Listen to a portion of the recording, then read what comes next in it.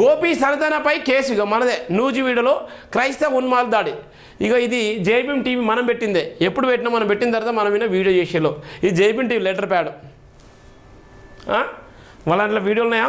మనం ఎందుకు స్పందించలే అంటే ఇంకా మీకు చైతన్యం వస్తుంది కావచ్చు, ఇంకా మాట్లాడతారు కావచ్చు, ఇంకా క్రైస్తవ మతం గురించి ఇంకా ఇష్టానుసారంగా మాట్లాడుతుంటే, ఇంకా పాస్టర్ చర్చిలో పోయి బైబిల్ పట్టుకొని మాట్లాడుతుంటే ఇక ఎవరి పాపం వాళ్ళు అనుకున్నారు. ఇవాళ ఇంతగానో దాడి చేస్తున్నారు.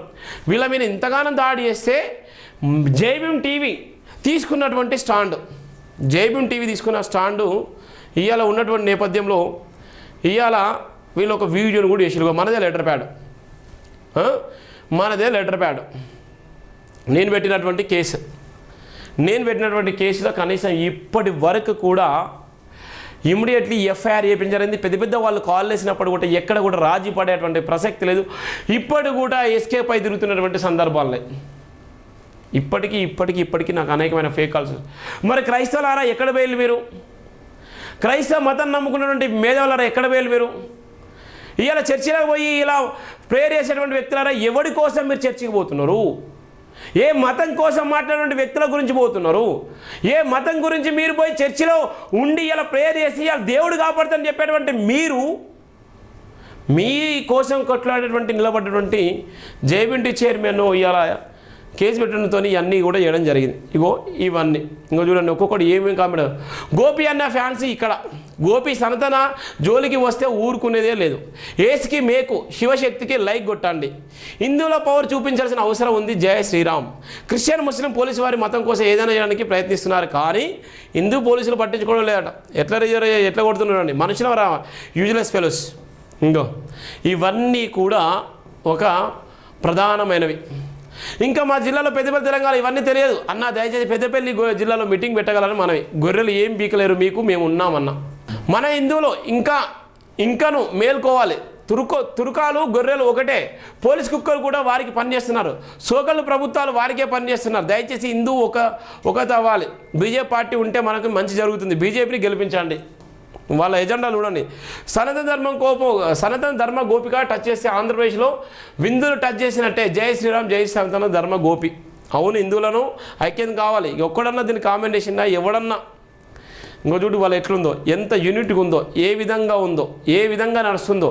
ఇప్పటి వారు కూడా ఎస్కేప్ అయ్యిండు వీళ్ళందరూ కూడా ఎస్కేప్ అయ్యిండు. వీళ్ళందరూ ఒక్కడన్నా నిజంగా దీనిలో కామెంట్ చేసిన ఉన్నాడా? ఒక క్రైస్తవుడు, ఒక దళితుడు, వీళ్ళందరూ కూడా ఎస్సీ ఎస్టీ బీసీలే. వీళ్ళందరూ కూడా వీళ్ళ పిల్లలు ఎక్కడ అవుతున్నారు? వీళ్ళ పిల్లలందరూ ఎక్కడ అవుతున్నారు?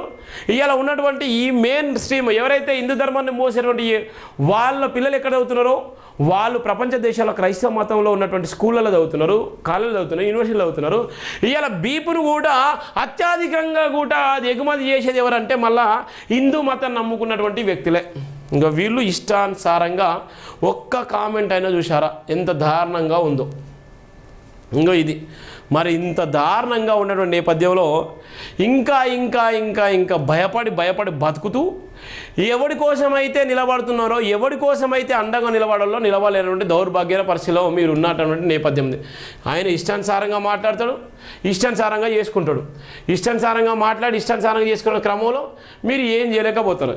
ఈయన దీనికి అందరికీ సూత్రధారి, పాత్రధారి. మరి ఈ సూత్రధారికి పాత్రధారికి ఇక తేడా ఏందో మీకు అర్థం కావచ్చు. ఈయన సుఖనాకర్ రావు. దీని మీద కూడా ఒక వీడియో వస్తే చూడండి. ఇప్పుడు నేను మాట్లాడిన కూడా వీడియోలు వస్తాయి, వందలాది కాల్స్ వస్తాయి. ఇది ప్రధానమైనటువంటి వార్తలు.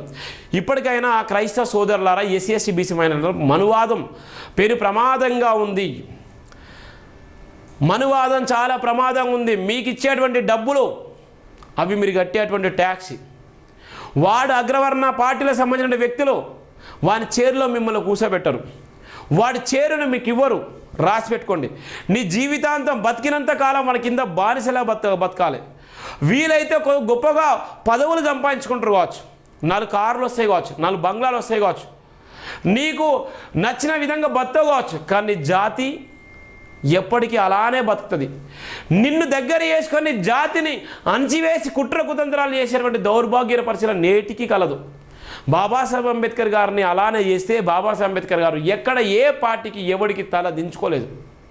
అందుకోసమే ఆయన మహనీయుడైండు. ఆయన ప్రతి వాడలో ఆయన విగ్రహం ఉంటుంది, ప్రతి వాడలో ఆయన ప్రతిమ ఉంటుంది, ప్రతి చోట బాబాసాహెబ్ అంబేద్కర్ మాట లేకుండా ఉండనే ఉండదు. ఆ గొప్పతనం. మరి మనం బానిసలుగా బతికి ఇలాంటి వ్యక్తులు పెంచి పోషించి ఇలాంటి వ్యక్తులు ఇష్టానుసారంగా మాట్లాడి ఇలాంటి వ్యక్తులు ఇలా మతం గురించి కులం గురించి మాట్లాడుతుంటే మనం సంబరాలు చేసుకొని ఇవాళ ఉన్నటువంటి నేపథ్యంలో ఇష్టానుసారంగా చేసుకున్నటువంటి దౌర్భాగ్యమైన పరిస్థితి. ఇది క్రైస్తవ మతం గురించి చెప్పినటువంటి ఒక ప్రధానమైనటువంటి వార్త. అలానే ఇక చాలామంది మేధావులు ఇక పిచ్చి కుక్కలా కొట్టుకొని వస్తారు. చాలామంది మేధావులు అర్థం పర్థం లేకుండా ఉంటారు. నేను ఎన్నోసార్లు చెప్పాను, ఇది ప్రశ్నించే గొంతుగా ఈ దేశంలోనే ప్రపంచంలోనే జైభీం అనే నినాదంతో జైభీం టీవీని పెట్టి ఇలా ప్రశ్నించే గొంతుగా మీ ముందు నిలబడ్డానంటే ఆత్మగౌరవం కోసం, డబ్బుల కోసమో కులం కోసమో మతం కోసమో పనిచేసేటువంటిది కాదు. భారత రాజ్యాంగం కోసం పనిచేసే ఏకైక టీవీ ఛానల్ జైభీం టీవీ. మరి దళితుల్లో చాలామంది కోటీశ్వరులు ఉన్నారు, చాలామంది బిలినియర్స్ ఉన్నారు, చాలామంది పొలిటికల్ లీడర్లు ఉన్నారు, చాలామంది వివిధ పారిశ్రామికవేత్తలు ఉన్నారు. మరి ఎవరికి రాని ఆలోచన, ఎవరు పెట్టని టీవీ ఛానల్, ఎవరికి రానటువంటి ఆలోచన కలిగినటువంటి నేను ఈ టీవీ ఛానల్ పెడితే ఒక్కొక్కడికి ఇబ్బంది అయ్యేటువంటి ఇబ్బంది ఉన్నది. మతోన్మాదులలాగా ఇవాళ దళితుల ఆత్మగౌరవం చెప్పుకునేటువంటి దళితులు కూడా పోయి ఎవరి దగ్గర అంటే మతోన్మాదుల చేతుల్లో ఇవాళ వాళ్ళ కబందస్తాల్లో ఉన్నారు. ఒక పక్కన ఎస్సీ అనగానే వివక్షత, ఒక పక్కన ఎస్సీలో ఉన్నటువంటి ఏ పొజిషన్లు ఉన్నా నువ్వు ఐఏఎస్ అయినా ఐపీఎస్ అయినా పీకేది ఏం లేదు, నువ్వు మినిస్టర్ అయినా పీకేది ఏమీ లేదు.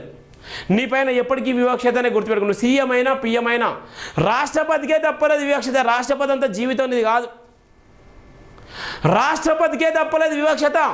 ఒక ముఖ్యమంత్రికే తప్పలేదు. బీహార్ ముఖ్యమంత్రి నితీష్, వాళ్ళనే గెంటేసిన దౌర్భాగ్యమైన పరిస్థితి హిందూ మతం.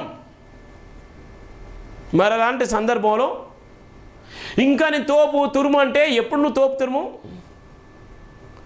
నీ గురించి ప్రశ్నించే, నీ గురించి మాట్లాడేది ఏకైక నినాదం జైభీం టీవీ మాత్రమే, జైభీం నినాదం మాత్రమే.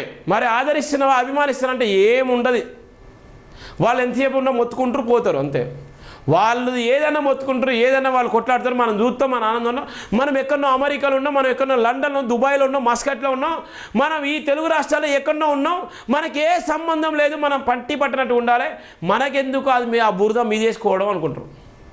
ఇవాళ వాళ్ళు సనాతన ధర్మం గురించి మాట్లాడితే ఎంతమంది మీదేసుకుంటున్నారు? మరి తప్పనలేనటువంటి దౌర్భాగ్యమైన పరిస్థితిలో నువ్వు ఉన్నందుకు సిగ్గుతో తలదించుకోండి. ఇలా మాట్లాడినటువంటి సందర్భాలు ఇలా మాట్లాడితే ఇలా లేవు, ఇలా ఎక్కడెక్కడో మాట్లాడేటువంటి దౌర్భాగ్య పరిస్థితులు ఇష్టానుసారంగా మాట్లాడేటువంటి నేపథ్యం ఉంది ఇలా మతం గురించి.